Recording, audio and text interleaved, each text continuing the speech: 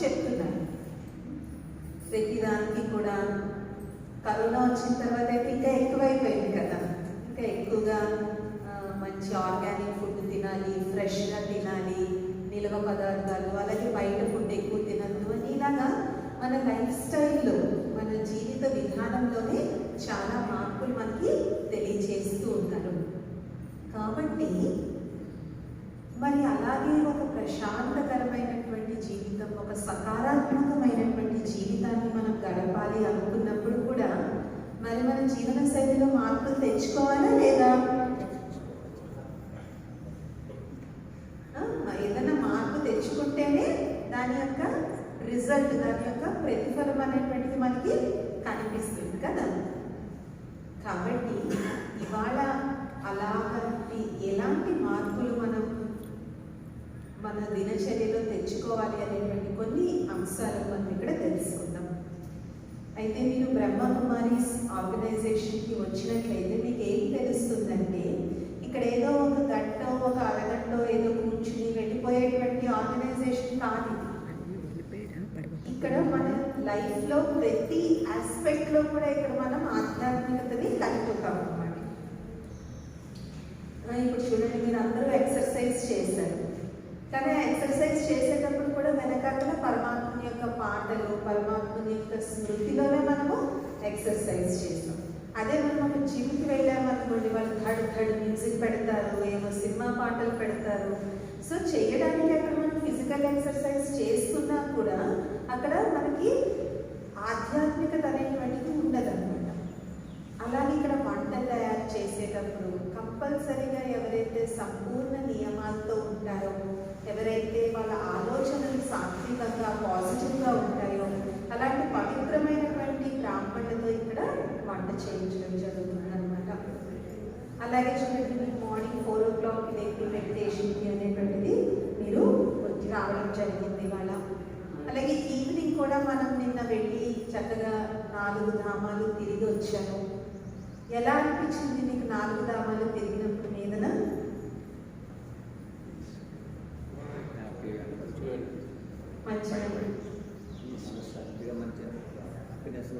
మనశ్శాంతిగా, మంచిగా, హ్యాపీగా అనిపించింది.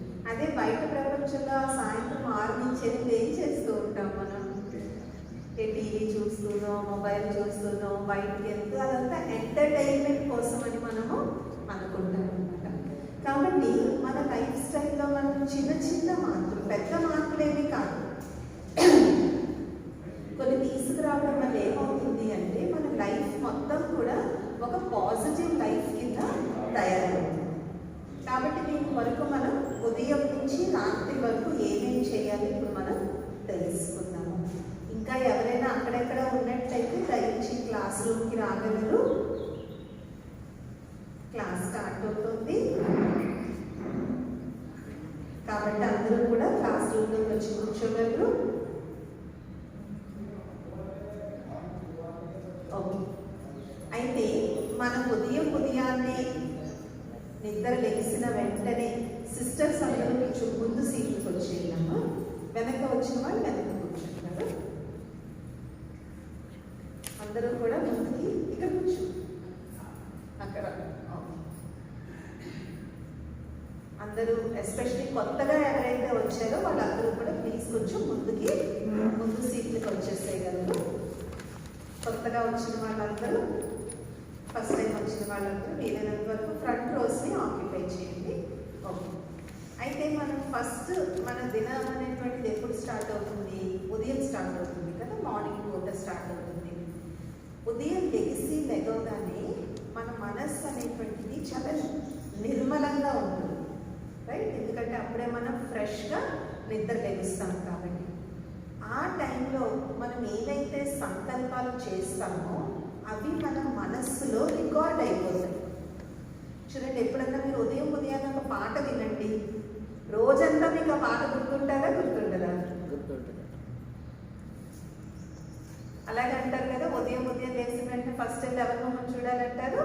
దేవుడి మొహం చూడాలి అంటారు. లేదంటే ఆ రోజు ఏమన్నా మనకి చెడు జరిగిందంటే ఏమంటారు? ఉదయాన్నే ఎవరి మొహం చూసామో కానీ ఈరోజు అంతా ఇట్లాగైతుంది అని. సో తెల్లవారు చాలా ప్రాముఖ్యత అనేటువంటిది ఉందన్నమాట. మీరు లెగవగలిగితే 4 గంటలకు లెగిసి ధ్యానం చేయడం చాలా చాలా మంచిది. కాకపోతే మీకు అలవాటు అవ్వడానికి సమయం పడుతుంది. కాబట్టి మీరు ఎప్పుడు లెగిస్తే అప్పుడు మంచం నుంచి కూడా ఇంకా దిగకుండా కళ్ళులా తెరిచి తెలిసిన వెంటనే కంపల్సరీగా ఒక పాజిటివ్ థాట్ని చేయాలి. నేను శాంత స్వరూపాన్ని, నేను ప్రేమ స్వరూపాన్ని, నేను విజయీ ఆత్మను, విజయం నా మెడలో హారము, నాకు అన్నిట్లో సఫలతే లభిస్తుంది, తనువు మనస్సుతో నేను సంపూర్ణ ఆరోగ్యంగా ఉన్నాను, నా అందరితో నా యొక్క సంబంధాలు చాలా శ్రేష్టంగా మంచిగా ఉన్నాయి. ఈ విధంగా కంపల్సరీగా అట్లీస్ట్ ఒక 3 సంకల్పాలు, మనకి ఏది కావాలంటే మనకు ఒకవేళ ఆరోగ్య సమస్య ఉంటే నేను పరిపూర్ణ ఆరోగ్యంతో ఉన్నాను, మనకి ఇంట్లో చిన్న చిన్న ప్రాబ్లమ్స్ ఉన్నాయి, ఇంట్లో కొంచెం అలజడిగా ఉందంటే మా ఇల్లు చాలా పీస్ఫుల్గా ఉంది, మేము ఇంట్లో అందరం చాలా ప్రేమగా ఉంటాం ఒకరితో ఒకరు. మీకు ఆఫీస్లో ఏమైనా ఇబ్బంది అవుతుంది అంటే నా వృత్తి వ్యాపారాలలో నాకు విజయం లభించే ఉంది. పరమాత్ముడు అంటాడు సఫలతాకి గలేక హారం, సఫలత మెడలో హారము అంటారు పరమాత్ముడు. కాబట్టి వృత్తి వ్యాపారాలు చదువుకునే పిల్లలు మేము విజయులుగా అయ్యే ఉన్నాము. ఉదయాన్న అట్లీస్ట్ ఇలాంటి ఒక 3 పాజిటివ్ థాట్స్ని ప్రతిరోజు, ఇన్ని రోజులని కాదు, ప్రతిరోజు మనం చేయాలి. ఎందుకు చేయాలంటే దీని వెనకాల సీక్రెట్ కూడా మీరు తెలుసుకోవాలి. ఏ థాట్ అయితే మనం ఉదయాన్న చేస్తామో ఆ థాట్ మన మైండ్లో రికార్డ్ అయిపోతుంది. ఏదైతే మన మైండ్లో రికార్డ్ అయిపోతుందో ఆటోమేటిక్గా మనం దాననుసారంగానే మనం ప్రవర్తిస్తాము, దాని అనుసారంగానే మన మాటలు ఉంటాయి, దాని అనుసారంగానే మన నడవడిక కూడా ఉంటుందన్నమాట. అందుకే బ్రహ్మకుమారీస్లో బ్రహ్మ ముహూర్తంలో లెగిసి కంపల్సరీగా మెడిటేషన్ అనేటువంటిది ప్రాక్టీస్ చేస్తాం. ఆ మెడిటేషన్ ఆ సమయంలో ప్రాక్టీస్ చేసిన కారణంగా రోజంతా దాని యొక్క ప్రభావం మన మీద ఉంటుంది. చూడండి, మంచి ఆరోగ్యం కోసం కూడా ఏం చెప్తారు, బ్రేక్ఫాస్ట్ చాలా మంచిగా చేయాలి, బ్రేక్ఫాస్ట్ ఎప్పుడు స్కిప్ చేయొద్దు అంటారు కదా. బ్రేక్ఫాస్ట్లో కూడా ఏం తినమంటారు, మంచిగా డ్రై ఫ్రూట్స్ తినమంటారు, ఫ్రూట్స్ తినమంటారు, మంచి హెల్తీ ఫుడ్ మనల్ని తినమంటారు. ఎందుకు ఉదయాన్ని మనం శరీరానికి ఇచ్చేటువంటి పోషణ అనేటువంటిది రోజంతా కూడా శరీరాన్ని ఆరోగ్యంగా ఉంచుతుంది. మీరు ఏ రోజంతా పొద్దున్నే ఇన్ని నూనెలో వేయించిన పూరీలు, సమోసాలు, పకోడీలు తింటే రోజంతా ఎలా అనిపిస్తుంది మనకి? తిన్నప్పుడు చాలా బాగుంటుంది, కానీ తర్వాత ఎలా అనిపిస్తుంది? తేనుగులు వస్తాయి, ఊరికే దాహం వేస్తుంది, ఎసిడిటీ పెరిగిపోతుంది. కాబట్టి ఉదయాన్నే మనం ఏమి ఇవ్వాలి? తాజా ఆహారం, లేదంటే ఇడ్లీ, మొలకెత్తిన పెసలు, అలాంటి ఆహారం తిన్నప్పుడు శరీరం కూడా చాలా మంచిగా ఉంటుంది, మనసు కూడా అంతే. అందుకే పొద్దున్నే లేచిన వెంటనే దానికి మంచి తాజా ఆహారాన్ని మనం ఇవ్వాలి. తాజా ఆహారం అంటే ఏంటి? శ్రేష్టమైన, శుద్ధమైన, సమర్థవంతమైన సంకల్పాలు, ఆలోచనలు. మన మనస్సుకి భోజనం ఏంటి? ఆలోచనలే మన మన మనస్సుకి భోజనం. కాబట్టి మంచి ఆలోచనలు భోజనం పెడితే మనసు కూడా ఆనందంగా. చాలామంది నిన్న మీరు ఎందుకు వచ్చారు ఇక్కడికి అని అంటే చెప్పారు, మాకు చిన్న చిన్న అశాంతి ఉంది, లోన్లీనెస్ ఫీల్ అవుతున్నాము, మాకు కొంచెం ఏదో లోటుగా అనిపిస్తుంది, వెలితిగా అనిపిస్తుంది అంటారు కదా. వాళ్ళందరూ కూడా ఉదయాన్నే లెగిసి ఈ ఎక్సర్సైజ్ని ప్రాక్టీస్ చేయాలి. నా జీవితం చాలా సంతృష్టంగా ఉంది, నా జీవితం చాలా ఆనందంగా ఉంది. ఇలాంటి పాజిటివ్ థాట్స్ ఉదయాన్నే చేయడం చాలా చాలా ముఖ్యం. తర్వాత ఈశ్వరీయ దినచర్యలో మాకు కంప్లీట్ మార్నింగ్ 4 o'clock నుంచి నైట్ 10 o'clock వరకు ఏం చేయాలో మాకు ఒక డైలీ టైం టేబుల్ ఉంటుంది బ్రహ్మకుమారీస్. ఆ టైం టేబుల్ అనుసారంగానే మీరు భారతదేశంలో ఉండండి, విదేశాల్లో ఉండండి, ఎక్కడైనా ఉండండి, మీరు ఏ బ్రహ్మకుమారి సెంటర్కి వెళ్ళినా అన్నీ ఒకేలా అనిపిస్తుంది. అన్ని చోట్ల ఒకే సిస్టమ్ ఉంటుంది, సిస్టమ్ మారదు. ఎందుకంటే ఆ సిస్టమ్ స్వయం పరమాత్ముడు తయారు చేసినటువంటి సిస్టమ్. పెద్ద దాదీలు, పెద్ద దీదీలు ఎవరినైతే మీరు అక్కడ చూస్తున్నారో వారందరూ కూడా అనుభవపూర్వకంగా తయారు చేసిన పద్ధతి. అండ్ అది లైఫ్ లాంగ్ ఫాలో అవుతాం. ఏదో 30 రోజులు అక్కడ కూడా దీక్షలు వేస్తారు. దీక్ష చేసినన్ని రోజులు చక్కగా బాగుంటుంది. దీక్ష అయిపోయిన తర్వాత వెళ్తారు. కానీ అలా అది కూడా ఒక విధంగా మంచిదే, చెడని కాదు. కానీ దాన్ని లైఫ్ లాంగ్ చేయగలిగితే దాని ఎఫెక్ట్ జీవితం అంతా కూడా ఉంటుంది. కాబట్టి తర్వాత మన ఆరోగ్యం ఎలా ఉందో దాని అనుసారంగా తప్పకుండా ఏదో ఒక వ్యాయామం చేయాలి. వ్యాయామానికి చాలా ఉన్న అపోహ ఏంటంటే లావుగా ఉన్న వాళ్ళే చేయాలి, సన్నగా ఉన్న వాళ్ళు ఎక్సర్సైజ్ చేయక్కర్లేదు అనేది చాలా పెద్ద అపోహ. లావుకి సన్నానికి ఎక్సర్సైజ్కి ఏమీ రిలేషన్షిప్ లేదు, అది బాగా గుర్తుపెట్టుకోండి. కొంతమంది పాపం ఎక్సర్సైజ్ చేస్తున్నా కూడా పక్కవాళ్ళు ఏమంటారు, సన్నగానే ఉన్నాగా నీకెందుకు అడుగుతారు. పాపం చేసేవాళ్ళని కూడా వెనక్కి లాగుతారు. ఎందుకు ఉండాలి అంటే మనందరి దగ్గర బండి ఉంది కదా, బండ్లు ఉన్నాయి, కార్లు ఉన్నాయి, 2 వీలర్స్ ఉన్నాయి. అక్కలు అయితే ఇంట్లో మిక్సీలు, గ్రైండర్లు ఉంటూనే ఉంటాయి. వాటిని మధ్య మధ్యలో ఏం చేస్తూ ఉండాలి, ఆయిల్ వేస్తూ ఉండాలి. పొయ్యి ఉంది, మనం అలా వంట వండుతూనే ఉన్నాం, దాన్ని ఎప్పుడు క్లీన్ చేయలేదు అనుకోండి, బర్నర్లు సరిగ్గా వెళ్తే గ్యాస్ లీక్ అవ్వడం మొదలెడుతుంది. సో మనం ఏం చేస్తాం, వంట అయిపోయిన తర్వాత రోజు పొయ్యిని మంచిగా క్లీన్ చేసుకుంటాం. ఇలాగే అన్నయ్యలు ఉన్నారంటే బండి కొన్నప్పటి నుంచి అలాగే దాన్ని వాడుతూ ఉంటే పాడైంది. 1 మంత్ అయిన తర్వాత కంపల్సరీగా దాన్ని సర్వీస్కి తీసుకెళ్లాల్సిందే, తర్వాత ఫ్రీ సర్వీస్కి తీసుకెళ్లాల్సిందే. అవైతే వస్తువులు, ఒకటి పోతే ఇంకోటి కొనుక్కోవచ్చు. మరి వాటికే మనం అంత మెయింటెనెన్స్ చేస్తుంటే కోట్లు విలువ చేసే ఈ మెషిన్ని మనం మరి ఎంత మెయింటెనెన్స్ చేయాలి. సో ఎక్సర్సైజ్ అందుకు చేయాలి, లావుగా అవ్వడానికి, సన్నగా అవ్వడానికి కాదు. మళ్ళీ స్థూలకాయం అంటే కంపల్సరీగా చేయాలి. కానీ మేము సన్నగా ఉన్నాం కదా, మాకు అవసరం లేదని మాత్రం అనుకోండి. ఇంకా కొంతమందికి ఏముంటుంది, మాకు ఏం ప్రాబ్లమ్స్ లేవండి, మా హెల్త్ అంతా బాగానే ఉంది అని. ఇవాళ బాగానే ఉంటుంది, కానీ మనం ఎలాంటి ఆహారం తింటున్నాం, ఎలాంటి వాటర్ తాగుతున్నాం, ఎలాంటి గాలి పీలుస్తున్నాం. ఇవాళ మనకి సంపూర్ణమైన ఆరోగ్యం ఉండొచ్చు, కానీ ఈ వాతావరణం ప్రభావంగా మనం అనారోగ్యం పొందేటువంటి అవకాశాలు ఇప్పుడు ఎక్కువైపోయాయి. కాబట్టి మనం రెగ్యులర్గా ఎక్సర్సైజ్ చేయడం వల్ల భవిష్యత్తులో వచ్చేటువంటి అనారోగ్యాలను కూడా మనం తప్పించుకోవచ్చు. ఒకవేళ ఏదైనా అనారోగ్యం వచ్చినా కూడా అది చాలా త్వరగా నయం ఉంటుంది. ఇప్పుడు చూడండి, మనం ఏమన్నా సర్జరీకి వెళ్ళాలంటే డాక్టర్ ఫస్ట్ మనకి బీపీ షుగర్లు ఉన్నాయా అమ్మా అని అడుగుతారు. అవి ఉన్నాయంటే సర్జరీ చేయనే చేయరు. సో నిజంగా అలాంటి అనారోగ్యం వచ్చి నిజంగా ఏదైనా ఆపరేషన్ చేయించుకోవాలనుకున్నా ఫస్ట్ నుంచి ఎక్సర్సైజ్ చేసిన బాడీ అయితే చాలా త్వరగా కోలుకుంటుంది. మనలోని రోగ నిరోధక శక్తి, ఇమ్యూనిటీ పవర్ ఎక్సర్సైజ్ వల్ల చాలా పెరుగుతాయి. సో ఇవి శారీరక బెనిఫిట్స్. మరి మానసికంగా ఎలాంటి బెనిఫిట్స్ ఉంటాయి? రోజు ఎక్సర్సైజ్ చేయడం వల్ల మన శరీరంలో ఎండార్ఫిన్స్ అనేటువంటి కొన్ని కెమికల్స్ రిలీజ్ అవుతాయి. ఈ ఎండార్ఫిన్స్ అనేటువంటి కెమికల్స్ వల్లే మనకి ఆనందం వచ్చినా, సంతోషం వచ్చినా మన మనసు ఎలా ఉంటుంది, ఉప్పొంగుతుంది కదా. అదేంటా మనసు ఉప్పొంగడం అంటే ఏంటి?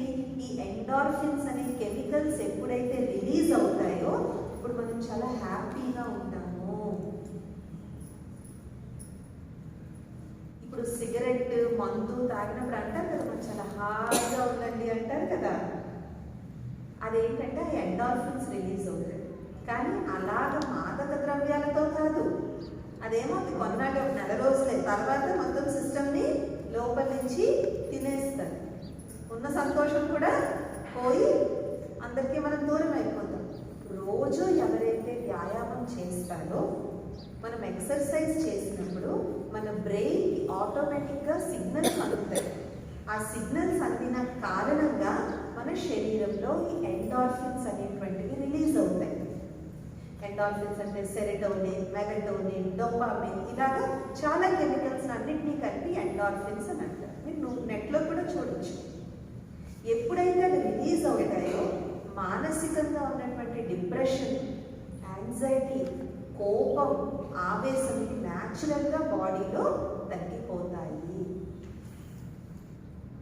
మీరు బ్రహ్మబాబా చూస్తున్నారు కదా, బ్రహ్మబాబా వయసు అనుకుంటచ్చు. కానీ బ్రహ్మబాబా ఏం చేసేవారు, దాదీలందరినీ కూడా మార్నింగ్ మురళి క్లాస్ అని ఉంటుంది. మురళి క్లాస్ అయిపోయిన తర్వాత మౌంట్ ఆబు పెద్ద కొండ ప్రదేశం, అందరినీ వాకింగ్కి తీసుకెళ్లేవారు బాబా. దాది వాళ్ళందరూ వాకింగ్ చేసేవారు, బ్యాడ్మింటన్ ఆడేవారు, షటిల్ ఆడేవారు. ఎందుకు బాబా ఎందుకు ఫిజికల్ ఎక్సర్సైజ్ కూడా దాదీలతో చాలా ఎక్కువగా చేయించేవారు అనమాట. సో మీకు ఎలాంటి ఎక్సర్సైజ్ అందరూ ఒకేలాంటిది చేయాలని లేదు. ఏమీ లేదా, ప్రాణాయామం చేసుకోండి. ప్రాణాయామం కుర్చీలో కూర్చొని హాయిగా చేసుకోవచ్చు. ప్రాణాయామం వల్ల కూడా మన శరీరంలో చాలా మంచి బెనిఫిట్స్ అనేటువంటి ఉంటాయి. ఇప్పుడు ఇవన్నీ నేర్పించేవి యూట్యూబ్లో కూడా మంచి బోర్డులు దొరుకుతాయి. కాబట్టి ఏమి చేసుకోలేమో రోజు అల్లం ప్రాణాయామం, కాస్త బ్రాహ్మీ ప్రాణాయామం, కాస్త ఓం. కానీ ఫిజికల్ ఫిట్గా ఉన్నవాడు మాత్రం కంపల్సరీ జిమ్ వీలైతే జిమ్, యోగా వీలైతే యోగా, వాకింగ్ వీలైతే వాకింగ్, స్విమ్మింగ్ వీలైతే స్విమ్మింగ్ 100% చెయ్యాలి. దీనివల్ల ఇంకొక బెనిఫిట్ కూడా ఏంటి అంటే, మనకి ఏమైనా బ్యాడ్ హ్యాబిట్స్ ఉంటే లైక్ స్మోకింగ్, డ్రింకింగ్ లాంటి బ్యాడ్ హ్యాబిట్స్ని వదిలేయడానికి కూడా మనకి మంచిగా మోటివేషన్ దొరుకుతుంది అనమాట. ఎందుకంటే అక్కడ ఏదైతే మనం నష ఏదైతే మనకు ఉంటుందో అది మనకి దీని ద్వారా లభిస్తుంది. అందుకని దానివైపు అట్రాక్షన్ తగ్గిపోతుంది అనమాట. సో మీరు ఏమైనా డీ అడిక్షన్ క్యాంప్స్కి వెళ్తే వాళ్ళు కంపల్సరీగా ఎక్సర్సైజ్ చేయిస్తారు. ఎక్సర్సైజ్ చేయడం వల్ల ఏమవుతుందంటే మనసు వాటి వైపు పీకడం మానేస్తుంది. కాబట్టి ఎక్సర్సైజ్ మేము సన్నగా ఉన్నాం, మాకు ఏ హెల్త్ ప్రాబ్లమ్స్ లేవు అని మాత్రం అనుకుంటున్నాం. అక్కయ్యలు అయితే చక్కగా సాయంత్రం 4 గంటలకు చేసుకోవచ్చు. మార్నింగ్ కుదరదు, అక్కయ్యలకి మాత్రం పాపం క్యారేజీ కట్టాలి, పిల్లలకి చక్కగా సాయంత్రం 4 to 6 మధ్యలో కూడా చేసుకోవచ్చు. కానీ మరి రాత్రి 8కి 9కి ఎక్సర్సైజ్ చేయకండి, ఉపయోగం అనేటువంటిది ఉంటుంది. At least evening 4 to 6, morning 7 o'clock చేసుకోవచ్చు. కాబట్టి ఏదో ఒక విధమైనటువంటి ఎక్సర్సైజ్. తర్వాత మనం తినేటువంటి బ్రేక్ఫాస్ట్ ఏదైతే మనకు ఉంటుందో ఆ బ్రేక్ఫాస్ట్ వీలైనంత వరకు ఎక్కువగా రా డైట్ అంటే అలాగని ఇడ్లీ దోశ తినడం మానేమని కాదు. ఎందుకంటే సడన్గా మానేస్తే ఏది కూడా గుర్తుపెట్టుకోండి, బాడీకి ఏది సడన్గా ఏది అలవాటు చేయకూడదు. చెడు అలవాటుని వదిలేయడం కూడా సడన్గా వదిలేయకూడదు, వీన్ ఆఫ్ చేయాలి. వీన్ ఆఫ్ అంటే మెల్లమెల్లగా దాన్ని తగ్గించాలి. అక్కయ్య చెప్పారు కదా, నేను రేపటి నుంచి ఉదయం ఇడ్లీ దోశ తిని ఓన్లీ మొలకలే తింటాను అంటే మీరు తర్వాత మీ శరీరానికి పాపం అలవాట్లేదు కదా. మీకు ఏదో తగ్గింది, మీరు మొదలెట్టేశారు, నీరసం వచ్చి కళ్ళు తిరిగి.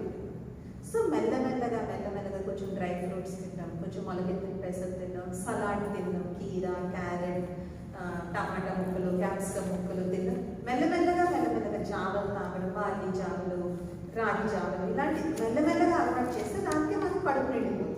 కడుపు నిండిపోయిన తర్వాత అప్పుడు మనం 6-7 ఇడ్లీ తినే చోట 2 ఇడ్లీ 3 ఇడ్లీ సరిపోతుంది. ఇంత ఉప్మా తినే చోట ఇంత ఉప్మా తింటే సరిపోతుంది. సో ఆ విధంగా మన బ్రేక్ఫాస్ట్ కూడా వీలైనంత వరకు సాత్వికంగా తయారు చేసుకోవాలి. చాలామంది సాత్వికం అంటే ఏమనుకుంటారంటే వెజిటేరియన్ ఫుడ్ తింటే మేము సాత్వికం అనుకుంటాం. వెజిటేరియన్ ఫుడ్ అంటే శాకాహార భోజనం. శాకాహార భోజనానికి సాత్వికాహారానికి చాలా తేడా ఉంది. మనం వెజిటేరియన్ ఫుడ్డే వండుకోవచ్చు, శాకాహారమే వండుకోవచ్చు, కానీ అందులో ఇంత నూనెలు, కారాలు, మసాలాలు వేస్తే ఇంకా అది సాత్వికాహారం కాదు, అది కేవలం శాకాహారం అంటే. అలాగే ఫ్రిడ్జ్లో నిల్వ పెట్టుకుని 3-4 రోజులు పెట్టుకుని తింటే కాదు. సో సాత్వికాహారం అంటే ఏంటి? దేంట్లో అయితే ప్రాణశక్తి ఉంటుందో దాన్ని మనం సాత్వికాహారము అని అంటాం.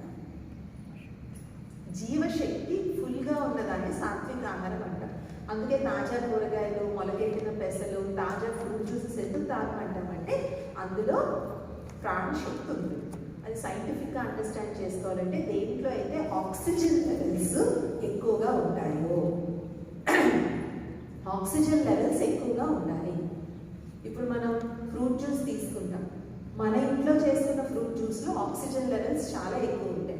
అదే ఫ్రూట్ జ్యూస్ మీరు మార్కెట్లో ప్యాక్స్లో ఉంటాయి కదా, తెచ్చుకుంటే అందులో ఆక్సిజన్ లెవెల్స్ అసలు ఉండవు.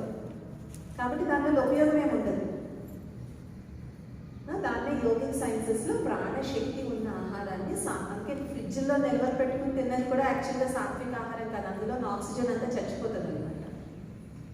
దానివల్ల కూడా యాక్చువల్గా అందుకే మనకి ఎంత అవసరమో అంతే వండుకోవాలి. ఎక్కువ వండుకొని ఫ్రిడ్జ్లో దాచుకుని పెట్టుకుని మాత్రం వీలైనంత వరకు తినడం మానేస్తే, ఎస్పెషలీ వండిన ఆహారాన్ని మాత్రం ఎప్పుడు ఫ్రిడ్జ్లో పెట్టుకుని మళ్ళీ బయటికి తీసి మాత్రం తినదు. ఇంకా ఒక్కొక్కసారి పిండి కలుపుకుంటాం మనము, అలాంటివి ఏవో పెట్టుకుంటాం. కానీ వండేసిన కూరలు అన్నాలు మాత్రం ఫ్రిడ్జ్లో పెట్టుకుని మళ్ళీ బయటికి తీసి మాత్రం ఎట్టి పరిస్థితుల్లో తినద్దు. దానివల్ల ఇప్పుడు ఎసిడిటీలు అసలు ఫ్రిడ్జ్లో వచ్చిన తర్వాత మనకి ఎసిడిటీ ప్రాబ్లం పెరిగింది. సో తర్వాత ముఖ్యమైనటువంటి విషయం, మీ కార్య వ్యవహారంలో మీరు వెళ్ళినప్పుడు, మీరు ఆఫీస్కి వెళ్ళారు, లేదంటే మీరు వంట చేయడం మొదలు పెట్టారు, మీరు ఏ పని మొదలు పెట్టినా కూడా ఫస్ట్ 1 or 2 minutes సైలెన్స్లో కూర్చుని పరమాత్మ యొక్క స్మృతిలో కూర్చునే మీరు ఆ పని మొదలు పెట్టండి. ఆఫీస్కి వెళ్ళారు, మీ డెస్క్లో కూర్చున్నారు, పరమాత్మని ఇన్వైట్ చేయండి. భగవంతుడా ఇవాళ నువ్వు నేను కలిసి ఈ పని చేద్దాం. మీరు మార్కెట్కి వెళ్తున్నారు, భగవంతుడా తోడు రండి, మన ఇద్దరం కలిసి ఇక్కడికి వెళ్దాం. కార్ డ్రైవింగ్ చేస్తున్నారు, భగవంతుడా మీరు నా పక్క సీట్లో కూర్చోండి, మన ఇద్దరం కలిసి డ్రైవ్ చేయండి. ఇంట్లో మీరు వంట చేయడం మొదలు పెడుతున్నారు, పరమాత్మ నీ శక్తి ఈ ఆహారంలో తింటారు. ఇక్కడ భోజనం మీకు అందరికీ నచ్చుతుందా? ఎంత సింపుల్గా ఉంది, అయినా ఎందుకు అందరికీ నచ్చుతుందంటే అది పరమాత్మని స్మృతిలో తయారు చేసిన భోజనం. కాబట్టి వంట చేసేటప్పుడు కంపల్సరీగా పరమాత్మని స్మృతి చేసి, పరమాత్మని స్మృతిలో మనం చేసినప్పుడు ఎట్టి పరిస్థితుల్లోనూ సినిమా పాటలు వింటూ టీవీ సీరియల్స్ చూస్తూ మాత్రం వంట చేయొద్దు. ఎందుకు వాటిలో చూపెట్టేది ఏం చూపెడతారు? కామ, క్రోధ, లోభ, మోహ, అహంకారాల యొక్క విపరీతమైనటువంటి చర్యలే చూపెడుతున్నారు. ఇప్పుడు సినిమాలన్నీ ఎలా ఉంటున్నాయి? ఆ పోస్టర్స్ చూస్తేనే భయం వేసేలా ఉంటున్నాయి. ఆ పోస్టర్స్ ఎంత రక్తం, ఇంటేసి గడ్డాలు, వాళ్ళు అసలు మనుషుల్లా అనిపించట్లేదు. ఒకప్పుడు చక్కగా హీరో అంటే ఎలా ఉండేవాడు? మన పాత నాగేశ్వరరావు గారు, ఎన్టీ రామారావు గారు, వాళ్ళ పోస్టర్లు చూసినా మనకు మనసు ప్లెజెంట్గా అనిపించేది. ఇప్పుడు హీరోల పోస్టర్లు చూస్తే ఎలా అనిపిస్తుంది? వికృతంగా అనిపిస్తున్నారు. ఇంతేసి జుట్టులు, ఇంతేసి రక్తాలు, ఇంతేసి నిజంగా ఎవరైనా వ్యక్తాలు ఇక్కడికి వస్తే మనం వాళ్ళని చూడడానికి ఇష్టపడతామా? అది ఎంత వికృతంగా ఉంటున్నాయి. సో ఆ ఎనర్జీ అంతా ఎందులోకి వెళ్తుంది? మనం తినే ఆహారంలోకి వెళ్తుంది. దేవాలయంలో ఎప్పుడైనా సినిమా పాట విన్నాము మనం? దేవాలయం వరకు ఎందుకు? మనం గణేష్ మండపమే పెట్టామనుకోండి, అక్కడ సినిమా పాటలు వేస్తామా మనం? వేయం. సో మన ఇల్లు కూడా ఒక దేవాలయమే. కాబట్టి వంట చేసుకునేటప్పుడు మాత్రం కంపల్సరీగా మంచి స్పిరిచువల్ మ్యూజిక్, ఇంకా ఓం సౌండ్ పెట్టుకుని, వంటింట్లో ఓం సౌండ్ పెట్టుకుని వంట చేయడం వల్ల దాని యొక్క ప్రభావం అనేటువంటిది మనం తినే ఆహారం మీద 100% పడుతుంది. అలాగే అన్నయ్య కూడా బయటికి ఎక్కడికి వెళ్ళినప్పుడన్నా ఒక్క నిమిషం పరమాత్మ స్మృతి చేసి పరమాత్మ తోడు తీసుకుంటాం. దానివల్ల మనకి ఏవైతే ఆటంకాలు రాబోతున్నాయో అవన్నీ కూడా మనకి తెలియకుండానే ఎన్నో ఆటంకాల అడ్డులు పక్కకెళ్ళి. ఒకసారి ఒక అక్కయ్య తన ఎక్స్పీరియన్స్ చెప్పారనమాట. అక్కయ్య ఒక దగ్గరికి సేవ చేయడానికి వెళ్తున్నారు. ఆమె ఎక్కడైతే సేవ చేయడానికి వెళ్తున్నారో అక్కడ ఆ ఏరియాలో చాలా మంది బ్రహ్మకుమారిస్కి యాంటీగా, ఎగనెస్ట్గా ఉండేవారు అన్నమాట. సో ఈ అక్కయ్య ఏమన్నా చేద్దామని చెప్పేసి వాళ్ళు ప్లాన్ చేశారు. 4-5 అన్నయ్యలు అక్కడ. ఈమె రోజు బస్సు దిగి నడుచుకుని వెళ్ళి క్లాస్ చెప్పి వస్తూ ఉండేది అనమాట. తర్వాత అందులో ఒక అన్నయ్య క్లాస్కి వచ్చి ఏం చెప్పాడంటే, నువ్వు నిజంగా దేవి మీ అమ్మ అని చెప్పాడు. ఎందుకు బ్రదర్ అంటే, మీ మీద దాడి చేయడానికి అని చెప్పి మేము ఒక 3-4 మేము ప్లాన్ వేసుకున్నాం. వచ్చినా మీ పక్కన ఎవరో ఉంటారండి, ఏదో శక్తి ఉంటుంది మీ పక్కన, దానివల్ల మేము మీ దగ్గరికి కూడా రాలేకపోతున్నాం, ఇక మీరు దేవి అని చెప్పి మేము మిమ్మల్ని వదిలేసాము. సో ఇలాంటి స్టోరీస్ ఎన్నో ఉన్నాయి. అవ్వాలనుకున్న యాక్సిడెంట్ అవ్వకపోవడం, త్రుటిలో యాక్సిడెంట్ తప్పడం. సో మనం ఎక్కడికి బయటికి వెళ్తున్నా, దాని జానకి ఉన్నారు కదా, జానకి దానికి 60 సంవత్సరాల వయసులో ఫస్ట్ టైం లండన్ వెళ్ళారు. దానికి ఇంగ్లీష్ రాదు, అసలు ఫారెన్ కంట్రీ తన జీవితంలో వెళ్ళలేదు. అప్పుడు దాని వయసు అంతా 60 ఇయర్స్. 60 ఇయర్స్లో మనకి ఎవరైనా కొత్త ఉద్యోగం ఇస్తే మనకి ఎలా ఉంటుంది, రిటైర్ అయిపోయి నాకు ఉద్యోగం ఇస్తాం. అలాంటిది దాది 60 ఇయర్స్లో ఫారెన్ సర్వీస్ మొదలుపెట్టింది. దాని హీత్రో ఎయిర్పోర్ట్లో దిగిన తర్వాత ఎక్కడికి వెళ్ళాలో కూడా దానికి తెలియదు. అలాంటి దాని ఈ సంస్థను 110 దేశాల్లో విస్తరించారు. బహ్రెయిన్ దేశం తెలుసు, బహ్రెయిన్ రాజు దాదీజీని తన రాజమందిరంలో ఉండడానికి అని 2 రోజులు ఇన్వైట్ చేశారు. ఆ 2 రోజులు వాళ్ళు ముస్లిమ్స్, ఆ రాజమందిరంలోకి ఉల్లి వెల్లుల్లి కూడా లోపలికి తీసుకురావాలి. ఎందుకంటే దాదీజీ ఆ రాజమందిరంలో ఉన్నారు. వాళ్ళందరూ కూడా ఉల్లి వెల్లుల్లి లేని శాకాహార భోజనం రాజుగారితో సహా అదే తిన్నారు. ఆయన చెప్పారు, నా జీవితంలో ఫస్ట్ టైం మాంసం లేకుండా ఇవాళ నేను భోజనం చేశాను. అసలు ఉల్లి వెల్లుల్లి కూడా లోకల్ కాలేజు తీసుకురావాలి.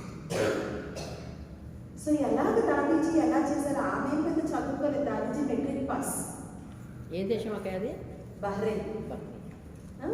సో అలాంటిది ఎలాగా దాది చేశారంటే, దాది ఎప్పుడూ చెప్పేవారు, నేను ఎక్కడికైనా బయటకు వెళ్ళేటప్పుడు బాబా రూమ్, ఇప్పుడు మీరు ఇక్కడ చూస్తున్నారు కదా, ఇలాంటి ఎదురుగుండా తపస్యారావు చూస్తున్నారు కదా, అలాంటి బాబా రూమ్స్ ప్రతి సెంటర్లో ఉంటాయి. ఎంత చిన్న సెంటర్ అయినా కంపల్సరీగా మెడిటేషన్ రూమ్, దాన్ని బాబా రూమ్ అని అంటారు. దాది అంట బాబా రూమ్కి వెళ్ళి అనేవారంట, నేను నీ పనినే జరుగుతున్నాను, నువ్వు నాతో పాటు పడు అని భగవంతుడిని నేను ఎప్పుడూ తోడు పెట్టుకునేను వెళ్ళాను. కాబట్టి పరమాత్ముని యొక్క శక్తిని నేను వాళ్ళకి అనుభూతి చేయించు. కాబట్టి మీరు ఎక్కడికి బయటికి వెళ్తున్నా సరే పరమాత్ముని తోడు పెట్టుకుని వెళ్ళండి. తర్వాతది భోజనం చేసే పద్ధతి. ఫస్ట్ ఆఫ్ ఆల్ కొన్ని నియమాలు. ఎప్పుడు నిల్చుని తినద్దు. నిల్చుని తినడం వల్ల మన శరీరాన్ని మనం భోంచేస్తున్నామని అర్థం కాదు. కాబట్టి డైజెషన్కి అవసరమైన రసాయనాలన్నది రిలీజ్ చెయ్యదు. యాక్చువల్గా కింద కూర్చొని తినాలి. మనకి కింద కూర్చొని తినలేకపోయినా అట్లీస్ట్ ఎప్పుడు మనం కూర్చుని భోజనం చెయ్యాలి. కొంతమంది తింటూనే ఉంటారు, ఇటు రిమోట్ మారుస్తూనే ఉంటారు. సో ఏం తింటున్నామో కూడా మనకు తెలియదు అన్నమాట. అప్పుడు కూడా మైండ్కి దీనికి కోఆర్డినేషన్ మిస్ అవుతుంది. తినే ఆహారం తినేటప్పుడు తినే ముందు కంపల్సరీగా పరమాత్ముని స్మృతిలో పరమాత్మునికి మనం ధన్యవాదాలు తెలియచేస్తూ భగవంతుడికి 1 నిమిషం దానికి దృష్టినిచ్చి అప్పుడు తినాలి. వాటర్ తాగేటప్పుడు కూడా వాటర్ తాగండి, టీ తాగండి, కాఫీ తాగండి, మజ్జిగ తాగండి, పాలు తాగండి, ఏదన్నా తాగండి, ఒక్కసారి దాని గ్లాస్ చూసి నేను ఈ వాటర్లో నేను చాలా పాజిటివ్ పవర్ఫుల్ వైబ్రేషన్స్ని నేను నింపుతున్నాను, ఈ వాటర్ని నేను చార్జ్ చేస్తున్నాను అని మనం పవర్ఫుల్ పాజిటివ్ థాట్స్తో ఆ వాటర్ని చార్జ్ చేస్తూ తాగాలి. దీనివల్ల చాలా శారీరక అనారోగ్యాల నుంచి కూడా మనకి ఉపశమనం లభిస్తుంది. ఎందుకంటే అన్నిటికన్నా ఎక్కువగా పాజిటివ్ వైబ్రేషన్స్ని క్యాచ్ చేసేది వాటర్. వాటర్ వైబ్రేషన్స్ని దీనికి ఒక ఎక్స్పెరిమెంట్ కూడా చేశారు. ఒక గ్లాస్ ఆఫ్ వాటర్ని ఒక మెడిటేషన్ రూమ్లో పెట్టారు. ఒక రోజు తర్వాత ఆ నీటిని మైక్రోస్కోప్ కింద పెట్టి చూసినట్లయితే చాలా సుందరమైన ఆకృతులు అందులో ఫామ్ అయ్యాయి. అంటే వాటర్ తాలూకా షేప్ మారిపోయింది ఆ మెడిటేషన్ రూమ్లో పెట్టడం వల్ల. కాబట్టి మంచినీళ్ళు ఏదైతే మనం తాగుతామో అవి చాలా చాలా మనకి ఎనర్జీని మనం అందులో నింపచ్చు. సో మీరు వాటర్ తాగే ముందు కంపల్సరీగా ఇందులో చాలా పాజిటివ్, పీస్ఫుల్, పరమాత్మని యొక్క శక్తిని, పరమాత్మని యొక్క ఎనర్జీని నేను ఇందులో నింపుతున్నాను అని ఒక 2 సెకండ్స్ ఎంతసేపు, ఒక సెంటెన్స్ కూడా మనం 5 సెకండ్ల కన్నా ఎక్కువ మాట్లాడతాం, నింపి ఆ వాటర్ని స్వీకరించాలి. అది చాలా చాలా పవర్ఫుల్ టెక్నిక్. అలాగే మీ పిల్లలకు కూడా బాక్స్ పెట్టినప్పుడు, క్యారెట్ సర్దినప్పుడు కూడా వాళ్ళకి బాక్స్ సర్దిన తర్వాత అందులో పాజిటివ్ వైబ్రేషన్స్ నింపండి.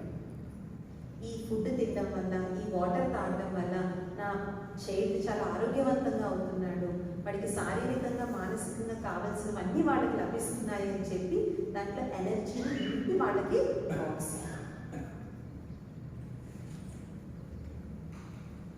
తర్వాత సాయంత్రం వేళలో కూడా ఈవినింగ్ 6 to 8 మీరు ఒకవేళ రెగ్యులర్ వీకేస్ రెగ్యులర్ అయితే కంపల్సరీగా వీకేస్ అందరూ ఈవినింగ్ 6 to 8లో ఆ 2 గంటల్లో ఏదో 1 గంట కంపల్సరీగా మేము మెడిటేషన్ చేసుకుంటాం.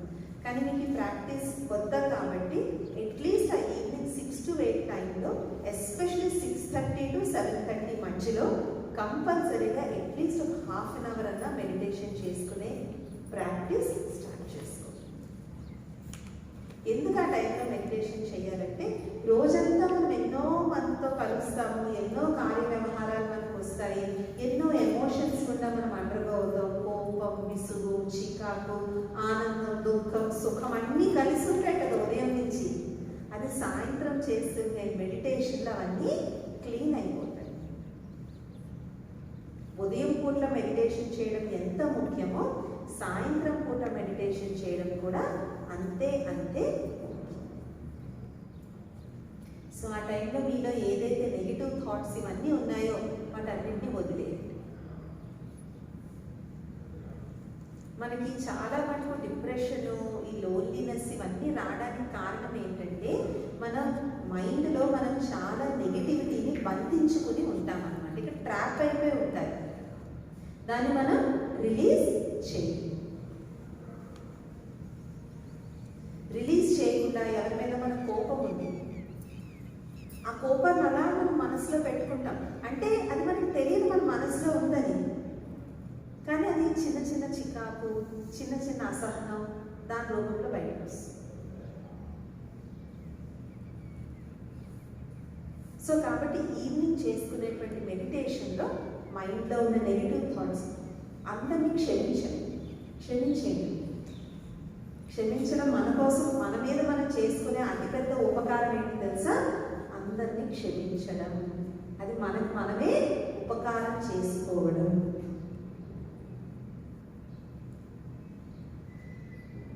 కోపానికి చాలా మంచి ఇది ఉందన్నమాట. కోపం అంటే ఎలాంటి అయిందంటే ఎవరైతే రాజేస్తాడో వాడు కాలుతాడు, మిగిలిన అన్యాన్యులు ఎవరి మీద అయితే జల్లుతామో వాడు కాలుతారు. కానీ కోపం అనే అన్నంట ఎవరైతే దాన్ని రాజేస్తాడో వాడు కాలుతాడు. పక్క వాళ్ళకి అసలు మనకు వాళ్ళ కోపం ఉందని కూడా తెలియదు, కానీ మనం మాత్రం లోపల కారాలు, మిరియాలు నూరేస్తూ చిటపట్లు ఆడిపోతూ ఉంటాం. సో వాళ్ళని క్షమించేయండి. క్షమాగుణం అనేటువంటిది మనిషికి చాలా పెద్ద వరం. 100 మంది మీద పగ అందరూ తీర్చుకోగలరు, కానీ ఒక్క వ్యక్తిని క్షమించడానికి కూడా నిజమైన శక్తి కావాలని. 100 మందిని కొట్టినోడు గొప్పోడు కాదు, కానీ ఒక్కడినన్నా మనస్ఫూర్తిగా క్షమించిన వాడు మహాత్ముడు. మీకు ఒక స్టోరీ చెప్తాను నేను. మీకు నెల్సన్ మండేలా తెలుసా అందరికీ? ఆఫ్రికా దేశం ఉంది కదా, ఎలాగైతే భారతదేశాన్ని బ్రిటిష్ వాళ్ళు పరిపాలించారో ఆఫ్రికా దేశాన్ని కూడా బ్రిటిష్ వాళ్ళు పరిపాలించారు. కానీ భారతదేశం కన్నా అక్కడ చాలా క్రూరంగా ఉండేవాళ్ళు వాళ్ళు. ఎందుకంటే భారతీయులు చాలామంది బ్రిటిష్ వాళ్ళతో కలిసి పనిచేశాం మనం, కాబట్టి మన మీద అంత క్రూరమైన చర్యలు చేసేవాళ్ళు కాదు. కానీ ఆఫ్రికా వాళ్ళు అంటే ఏంటి, నల్ల జాతీయులు కదా, వీళ్ళు తెల్లగా ఉంటారు కదా. సో ఈ బ్రిటిష్ వాళ్ళు నల్ల జాతీయుల మీద చాలా చాలా అమానుషమైన చర్యలు చేసేవారు. నల్లవాళ్ళు తెల్లవాళ్ళతో మాట్లాడకూడదు.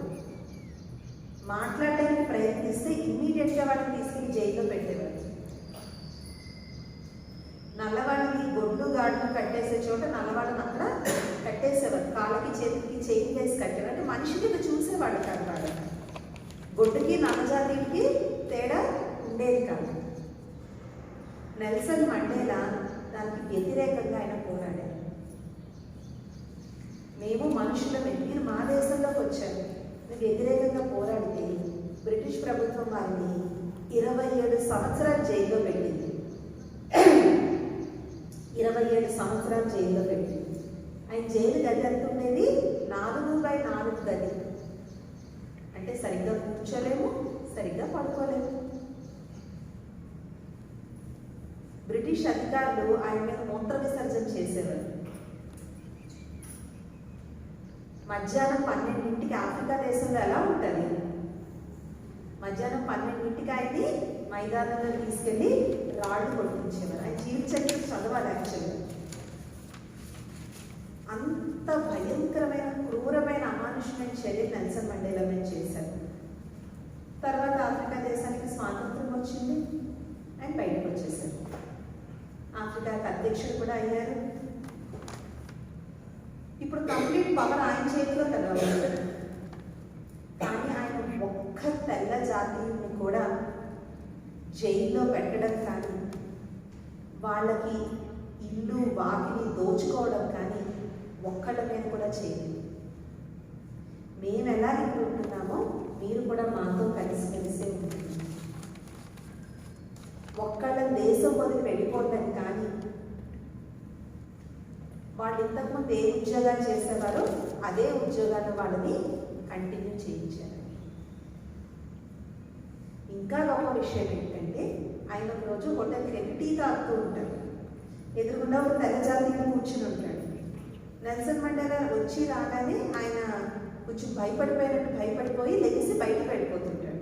నెల్సన్ మండేలా చూస్తాడు. నెల్సన్ మండేలా చూసి ఆయన చేపట్టుకుంటాడు. ఎందుకు నన్ను చూసి మీరు ఎందుకు బయటకు వెళ్ళిపోతున్నారంటే, మీరు నన్ను గుర్తుపట్టలేదా అని అడుగుతాడు. గుర్తుపట్టలేదు అంటే చెప్తాడు, జైల్లో ఉన్నప్పుడు నేను మీ మీద ఒకసారి మూత్ర విసర్జన చేశాను. ఇప్పుడు నేను మీ ఎదురుగుండా ఎలా కూర్చోలేదు? పర్వాలేదు రా, మన ఇద్దరం కలిసి టీ తాగుతామని ఆ ఆఫీసర్తో కూర్చుని నెల్సన్ మండేలా గారు కాఫీ తాగారు. క్షమాగుణానికి ఇది చాలా చాలా పెద్ద ఉదాహరణ. దానివల్ల నెల్సన్ మండేలా ఏమయ్యారు? రెండో గాంధీ అయ్యాడు మొత్తం ప్రపంచాన్ని. మహాత్మా గాంధీ తర్వాత అంత గొప్ప వ్యక్తి ఎవరున్నారు అంటే నెల్సన్ మండేలా పేరు చెప్పారు.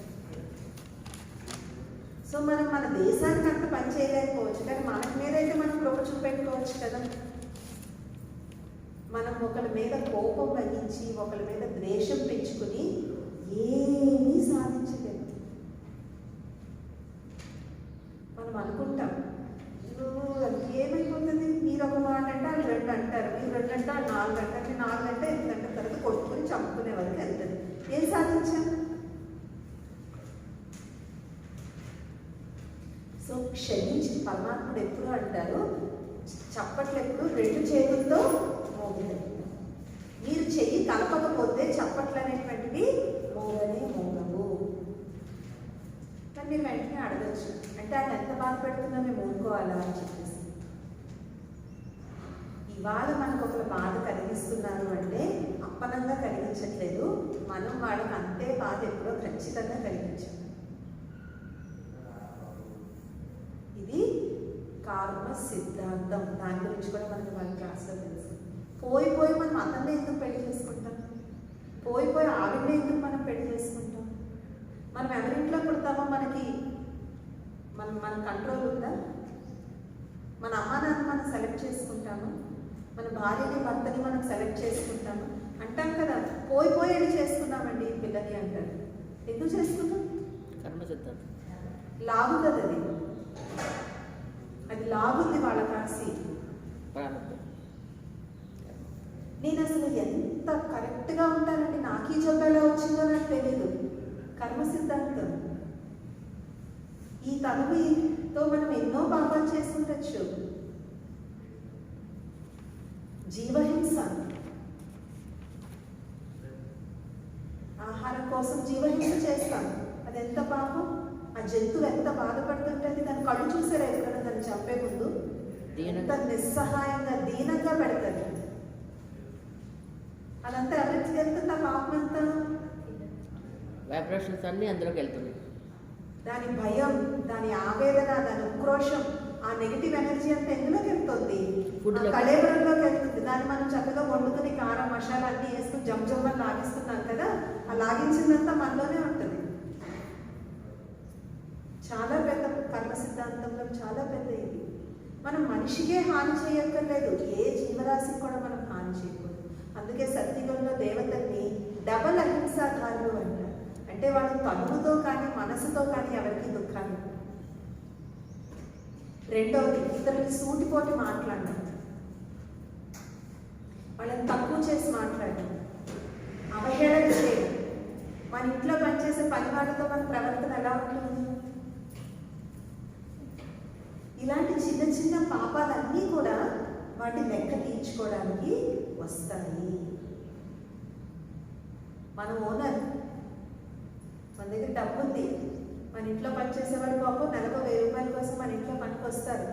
వాళ్ళతో మనం ఎలా ప్రవర్తిస్తున్నాము? వాళ్ళకి మనం గౌరవంగా ఉన్నామా? తెచ్చి మన సోఫా మీద కూర్చోబెట్టుకోవక్కర్లేదు, కానీ పని వాళ్ళని వాడిని తక్కువగా కూడా మనం చేయకూడదు. ఆ పని వాడు ఒక్కరోజు రాకపోతే ఎలా ఉంటుంది మన ఇల్లు? పాలవాళ్ళు ఒక్కరోజు పాలేయడం మానేయండి. కరోనా అప్పుడు దేనికి పర్మిషన్ ఇచ్చిన ఇవ్వకుండా దేనికి పర్మిషన్ ఇచ్చారు? పాలకు పర్మిషన్ ఇచ్చారు. పాలను ఎమర్జెన్సీ సర్వీసెస్ కింద పెట్టారు. కాబట్టి మన జీవితంలో మనకు ఒక వ్యక్తి తారసపడ్డారు అంటే వాళ్ళతో మనకి ఏదో ఒక కర్మ లెక్కాచారం ఉండబట్టే వాళ్ళు మనకి తారసం. మనకు అక్కడే ఎందుకు ఉద్యోగం దొరికింది? ఆ కొలీగ్స్ మధ్యనే నాకు ఎందుకు ఉద్యోగం దొరికింది? ఎందుకంటే వాళ్ళందరితో ఈ జన్మలో తగిలిపోవచ్చు, ఏదో జన్మ తాలూకా కర్మ లెక్కాచారం ఉంది. ఎప్పుడైతే మనకి కర్మ ఫిలాసఫీ యొక్క జ్ఞానం ఉంటుందో క్షమించడం చాలా సులువవుతుంది. ఓకే. అండ్ క్షమాగుణంలో ఇంకొక మహత్కరమైన శక్తి ఏముంటుందో తెలుసా? అయితే ఒక్కరోజులో మనం క్షమించలేము. అది కొన్నాళ్ళు క్షమించడం అనేటువంటిది మనం ప్రాక్టీస్ చేయాలి. క్షమాగుణం అనేటువంటిది ఈ కర్మ లెక్కాచారం ఏదైతే ఉందో దాన్ని కట్ చేస్తూ వెళ్తుంది. సో మనకి వాళ్ళ మధ్య ఉన్నటువంటి ఈ కర్మ బంధన ఏదైతే ఉందో అది తెగిపోతూ ఉంటుంది. ఇది చాలా పెద్ద సీక్రెట్. మనం ఎంతెంతగా వాళ్ళ మీద మనం కోపం, ద్వేషం, పగ ఉంచుకుంటామో ఈ తాడు ఇంకా టైట్గా అయిపోతూ ఉంటుంది. తాడు ఇంకా టైట్గా అయిపోతూ ఉంటుంది. కర్మ లెక్కాచారం యొక్క కట్టలు పెరిగిపోతూ ఉంటాయి. అదే మనం క్షమించే కొద్దీ ఏమవుతుంది? ఆ కర్మ లెక్కాచారం యొక్క కట్టలు తగ్గుతా. అందుకే క్షమించుకోవడం ఎవరి కోసం? నా కోసం. నా మీద నేను చూపెట్టుకునే అతిపెద్ద ఉపకారం కృప, క్షమాగుణం. ఎవరికైతే కోపం ఎక్కువగా వస్తుందో వాళ్ళు కంపల్సరీగా ఈ క్షమాగుణాన్ని ధారణ చేయాలి. మనకి కోపం ఎక్కువ వస్తుంది అనుకుంటాం, మన కోపం ఎక్కువేం రాదు. మనలో ఈ చిన్న చిన్న ఫ్రస్ట్రేషన్స్ ఉన్నాయన్నమాట, అవి కోపం కింద బయటకు వస్తాయి. సో మనకు తెలియదు, వాళ్ళు ఎవరో మనకు తెలియదు.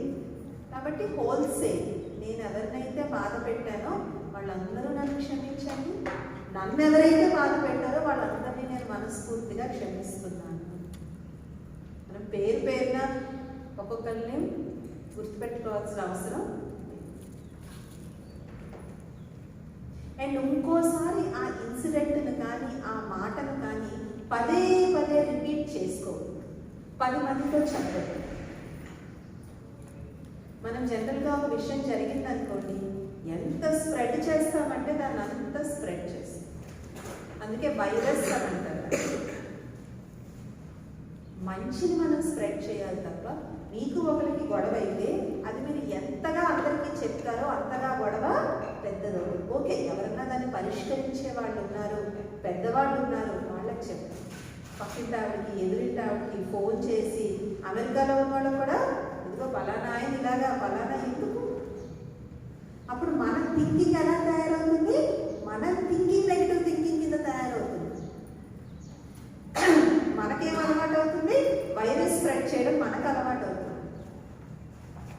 ఇద్దరు మధ్య ఉన్న గొడవ కాస్త 10 మంది మధ్యలోకి వెళ్తుంది. నేను వెళ్ళిన ప్రతిసారి అందరూ ఏం చేస్తారు? దాంట్లో కొంచెం మసాలా కలుపుతారా, కలపరా?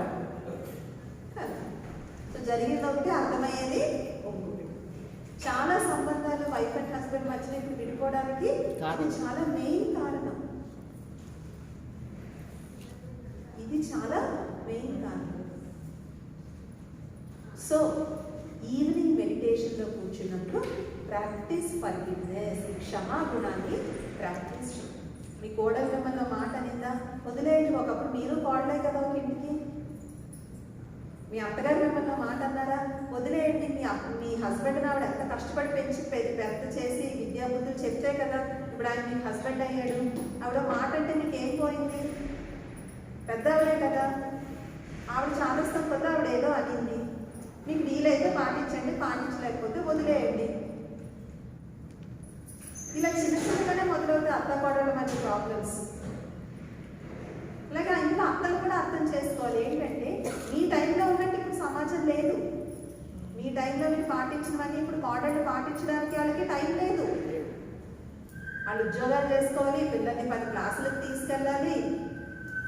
సో మీరు చేసినవన్నీ వాళ్ళు చేయలేరు. సో వాళ్ళ మానాలను మీరు కూడా వదిలేయాలి.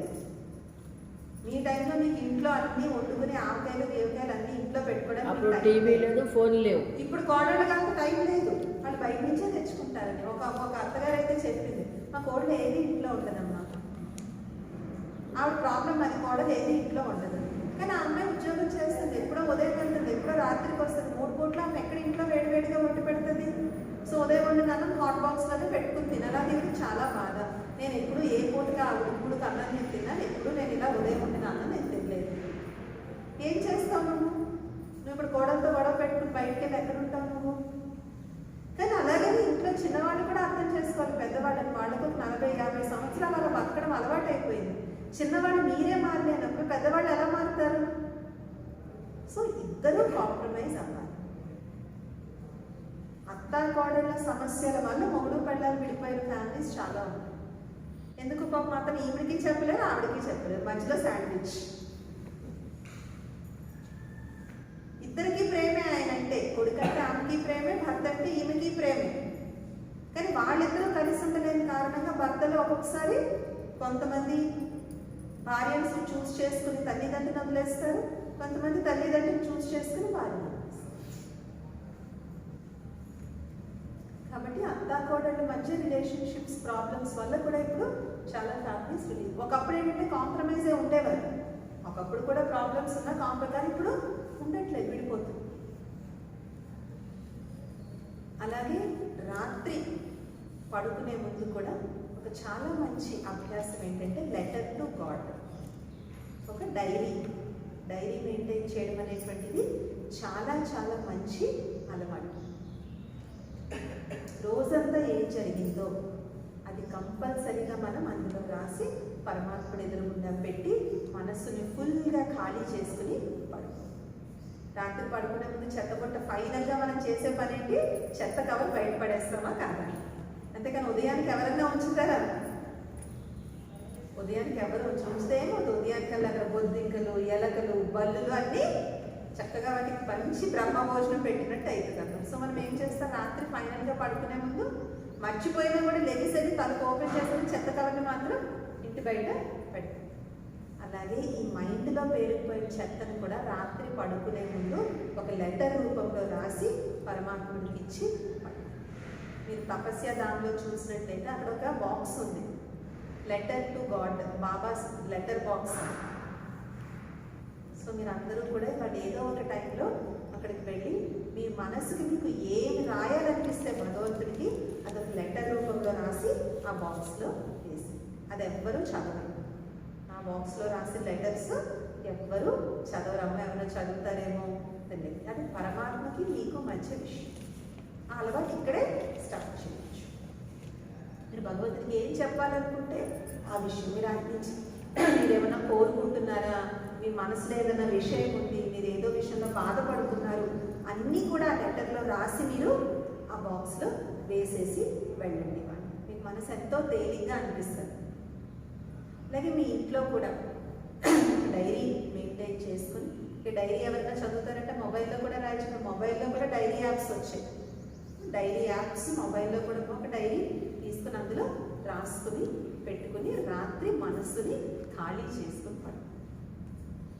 ఇది ఒక పాజిటివ్ లైఫ్ స్టైల్, సకారాత్మకమైన జీవన విధానం. ఎవరైనా ఊరికే మీకు అచ్చమ్మ పుచ్చమ్మ కబుర్లు చెప్తే వినద్దు. మీ మైండ్ ఏమైనా చెత్త పుట్ట పక్క వాళ్ళకి. ఇప్పుడు పక్కింటి ఆవిడ ఇల్లు తుడిచేసా కసు మన ఇంట్లో తెచ్చేసింది అనుకోండి, మనం గొడవకి వెళ్తామా వెళ్ళమా? ఏమ్మా నీ చెత్తలు తేయడానికి నా ఇల్లే దొరికిందా అంటాం. మరి అని చెప్పే చెప్పుడు మాటలు ఎందుకు వింటారు? మీరు మైండ్లో ఎందుకు పెట్టుకుంటారు? ఆ చెత్తను మనం చీపిరితో తుడిస్తే ఈజీగా పోద్ది, కానీ ఇందులో వేసిన చెత్త అంత ఈజీగా పోదు. అస్సలు ఇది చాలా పెద్ద టైంపాస్ పని. ఇద్దరు వ్యక్తులు కూర్చుని మూడో వాళ్ళ గురించి మాట్లాడుకోవడం, అది చాలా చాలా మైండ్లో మనకి నెగిటివిటీని తయారు చేస్తుంది. అలాగే మన మాటలు కూడా స్మూత్గా సాఫ్ట్గా మాట్లాడాలి. ఏదైనా విషయం మనం స్మూత్గా చెప్తేనే పక్క వాళ్ళకి అర్థమవుతుంది. చాలామంది అంటారు ఎవరికి అర్థం కాదు సిస్టర్, ఇప్పుడు గట్టిగా చెప్తేనే అర్థమవుతుంది సిస్టర్ అందరికీ అంటారు. గట్టిగా చెప్తే ఒకసారి రెండోసారి అర్థమవుతుంది, మూడోసారి మీరు గట్టిగా అరుస్తున్నారన్న విషయమే వాళ్ళకి గుర్తుంటుంది తప్ప మీకు చెప్పింది మాత్రం వాళ్ళకి అర్థం కాదు. స్మూత్గా సాఫ్ట్గా చెప్తే ఒకసారి వినరు, రెండోసారి వినరు, మూడోసారి వినరు, కానీ జీవితాంతం తర్వాత మీ మాటే వింటారు. ఎస్పెషల్లీ పిల్లల విషయం. అరిస్తే ఖచ్చితంగా వింటారు, వినరని కాదు, కానీ ఎన్నిసార్లు వింటారు? 2-3 సార్లు విని తన మా నాన్న అరుస్తూ ఉంటాడు, అంతే అరుచుకో. కనుక సాఫ్ట్గా చెప్పండి. 1-2 సార్లు మిమ్మల్ని బేఖాతరు చేస్తారు, దాని తర్వాత లైఫ్ లాంగ్ మీ మాట వింటారు వాళ్ళు. సో ఒకరి మీద హరించి ఒకరి మీద కోప్పడి మాత్రం మనం సాధించేటువంటిది ఏది కూడా. సో ఇవన్నీ చిన్న చిన్న మార్పులే, ఏం పెద్ద మార్పులు కాదు. మీ లైఫ్లో ఏదో ఉద్యోగాలు మానేయాలి, ఇల్లు వాకిలు మానేయాలని కాదు. జస్ట్ ఈ చిన్న చిన్న మార్పులు మన లైఫ్లో చేసుకున్నట్లయితే మనకి వాటర్ ఛార్జ్ చేసుకుని తాగడం, ఫుడ్ తినేటప్పుడు పరమాత్మ స్థితిలో తినడం, వంట చేసేటప్పుడు పాజిటివ్ వైబ్రేషన్ తినడం, మార్నింగ్ లెగ్సిన వెంటనే మంచి పాజిటివ్ థాట్ చేయడం, ఇలాంటి చిన్న చిన్న చేంజెస్ వల్లే మన లైఫ్లో మంచి ప్రశాంతత వస్తుంది, సకారాత్మకత వస్తుంది, మంచి పర్పస్ కూడా వస్తుంది. ఎవరైనా ఏమన్నా అడగాలనుకుంటున్నారా? ఎందుకంటే తర్వాత ఇంటి వాళ్ళంతా చాలా బిజీ స్కెడ్యూల్ ఉంది. ఎవరికైనా ఏదన్నా అడగాలి అనుకుంటే కూడా అడగచ్చు. వాళ్ళంతా మేము ఉంటాము. సో మీరు ఎవరు మాట్లాడాలనుకున్నా మా సిస్టర్స్ ఎవరితో అన్నా మీరు ఏ విషయమైనా మాట్లాడచ్చు. కానీ వాళ్ళందరూ కూడా బాబా రూమ్కి వెళ్ళి బాబాకి లెటర్ ఖచ్చితంగా, ఓకేనా? ఒకవేళ మీకు తెలియకపోతే మమ్మల్ని అడగండి, మేము చెప్తాం. ఓకే, ఒక 2 minutes మెడిటేషన్ ప్రాక్టీస్ చేసి మనం సెషన్ క్లోజ్ చేద్దాము. దీని తర్వాత టిఫిన్కి వెళ్తాము. టిఫిన్ అయిపోయిన తర్వాత అందరూ లొకేషన్ ఎక్కడికి?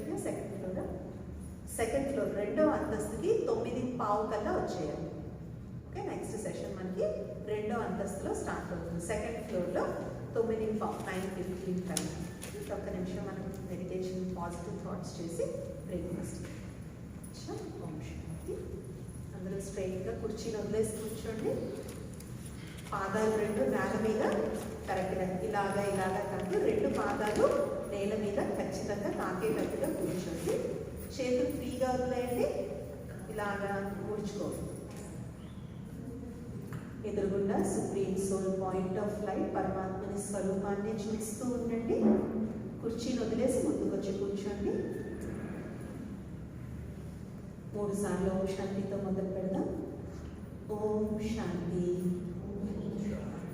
ఓం శాంతి, ఓం శాంతి. ఇప్పుడు కామెంటరీ మీరు మనసులో దాన్ని రిపీట్ చేసుకోండి. ఈ రోజు నుండి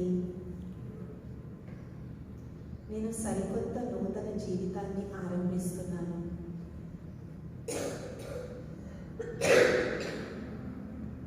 నా దినచర్యను నేను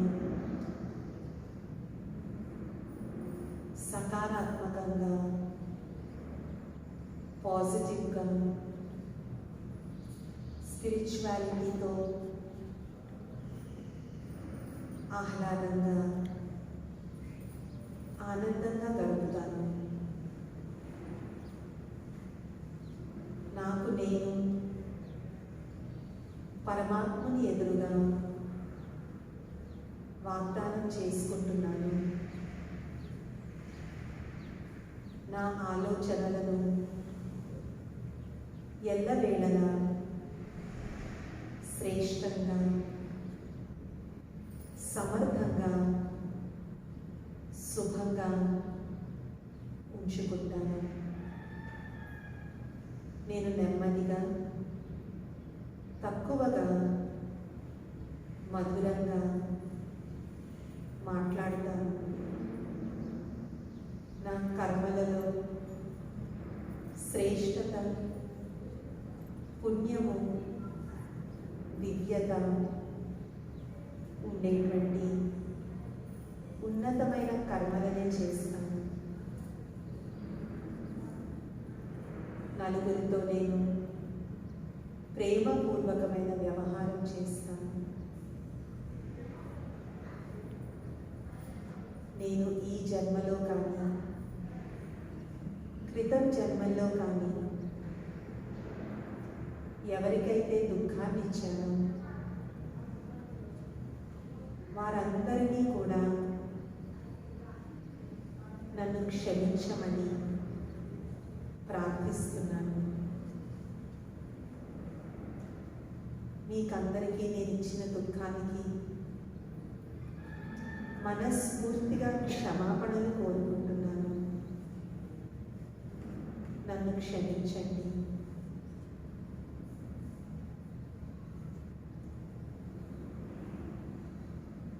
అలాగే ఈ జన్మలో కానీ క్రితం జన్మల్లో కానీ ఎవరైతే నాకు దుఃఖాన్ని ఇచ్చారో వారిని మనస్ఫూర్తిగా క్షమిస్తున్నాను. నేను మిమ్మల్ని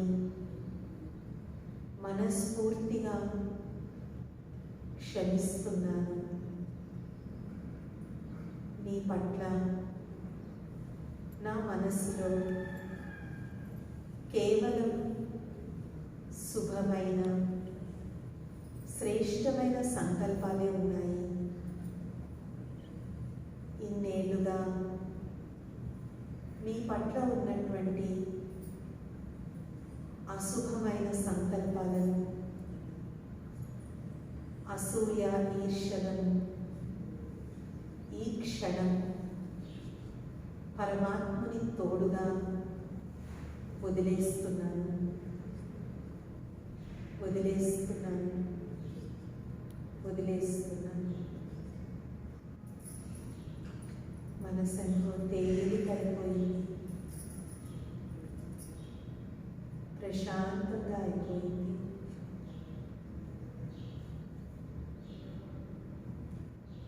పరమాత్మ నుంచి శక్తి తీసుకోండి.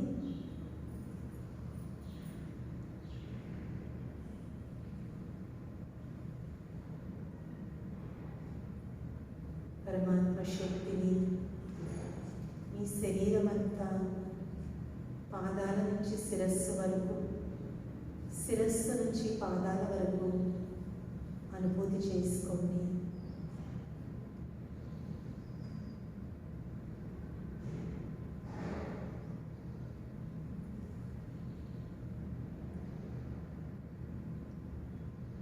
మీరు పరమాత్మని శక్తితో ఛార్జ్ అవుతున్నారు, శక్తివంతంగా అవుతున్నారు. ఇదే అభ్యాసం నేను ప్రతిరోజు చేస్తాను. ప్రతిరోజు ఆత్మరూపీ బ్యాటరీని ఛార్జ్ చేసుకుంటాను. ఇది నాకు నేను చేసుకునే దృఢ సంకల్పం, వాగ్దానం. ఓం శాంతి. ఓం శాంతి. ఓం శాంతి. ఏదన్నా గుర్తుపెట్టుకోండి, మంచి అనేది అలవాటు కావడానికి కొంచెం సమయం పడుతుంది. ఆ సమయంలోనే మనకు కొంచెం సహనము ఓర్పు ఉండాలి. నేను రేపటి నుంచి మొదలు పెట్టాను, నాకు ఎల్లుండికే రిజల్ట్ రావాలి అంటే చిన్న చిన్న రిజల్ట్ కనిపిస్తుంది. కానీ సహనంతో అట్లీస్ట్ ఒక 21 days 21 రోజులు మీరు ఈ విధమైన జీవన శైలిని నడపండి. ఓం శాంతి.